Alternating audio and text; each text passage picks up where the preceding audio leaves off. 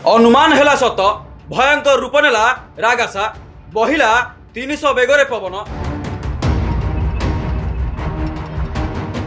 फसई नेला घर द्वार लोकों भितर पड़ा हाहाकार 1999 मसीहा बात्या ठारू भी भयंकर रूप नेला रागासा घर द्वारा भसई नेवा सहित लोकों भितर पड़ी हाहाकार शक्तिशाली बात्या रागासार तांडव सबुकिछि छारखार गर्जन कर आसीथिबा बात्या स्थलभाग छुईबा परे घंटा प्रति 300 किलोमीटर बेगरे बहिथिला पवन पवनर बेग एते थिला जे मनीष उड़ी जीवा भली होइतिला घर द्वार सब उड़ाई देथिला भयरे लोक माने थरुथिले आ रक्षा कर बोली डाकुथिले। तेबे फिलिपाइन्स रे रागासर तांडव नै पूर्व सूचना देथिला पाणीपाग विभाग महाबात्या को नहीं लोकों सतर्क मध्य कराइथिला तथापि बात्यार तांडव को केही रोकी पारि नथिले।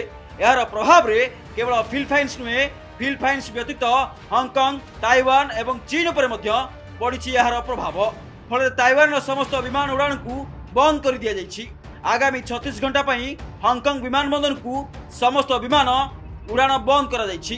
खाली सेतिक नुहे भयंकर बात्या रागासा पई स्कूल एवं सरकारी कार्यालय को बंद कर दैछंती सरकार। केवल चीन रो शनजेन शहर 4 लाख रु अधिक लोकों को करा जाइछि स्थानांतर। ताइवान रे समस्त सेवा बंद कर दिया।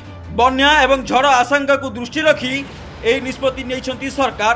तेज फिलिपाइन्स रे बात्यार किछि नुआ कथा नुहे पूर्व अनेक थर तांडव रचिछि बड़ बड़ बात्या हेले सबु किछि वर्तमान माटी रे मिसी जाइछि तथापि प्रकृतिर तांडव आगरे ए मनीष हार मानिछि। Bureau report Focus plus.